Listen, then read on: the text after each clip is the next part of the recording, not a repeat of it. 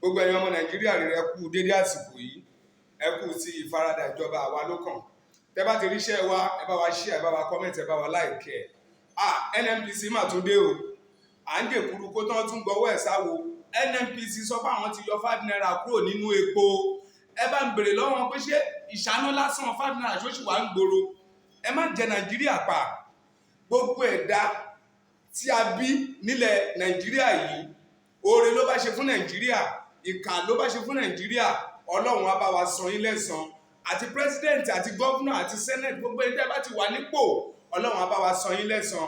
Ọmọ nàìjíríà abẹ́rẹ́ NNPC wọ́n náà wọ́n yọ 5 naira kúrò nínú epo. Àní ẹ gbé owó epo wálẹ̀ sí 200 naira bí 150. Ṣùgbọ́n ìwà àjẹbánu kò lè jẹ́ ká ẹ ṣerú nǹkan bẹ́ẹ̀ yẹn. Ẹni tó máa tún nàìjíríà ṣe ò tí ì yọjú o, ẹ má jẹ́ kí n tàn yín. Gbogbo àwọn tẹ́ẹ̀rí tán ṣe nàìjíríà yẹn jẹgúdújẹrá ni wọ́n, ọ̀jẹ̀lú ni wọ́n, kì í ṣòṣèlú. Kódà wọn láàánú ẹni tó gbìyànjú láti dìbò fún wọn lọ sàbújá.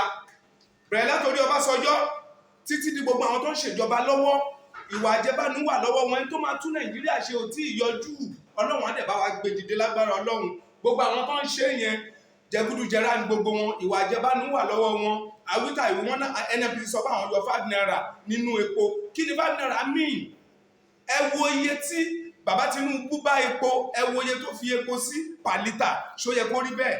Ẹ lọ mú gbogbo ilé epo tó kù, ẹ tún ṣe rìvánà tá a ní, ẹ lọ tún gbogbo ẹ̀ ṣe képo padà sí 200 naira. Tẹ́ bá mọ̀ pé ẹ máa rójú rere Ọlọ́run, tẹ̀dẹ̀ máa rójú rere ọmọ nàìjíríà, ẹ jẹ́ kí gbogbo nǹkan wálẹ̀.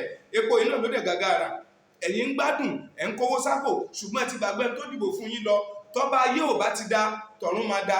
Ẹ bá wa share, ẹ bá wa comment, ẹ bá wa like ẹ. God bless Nigeria.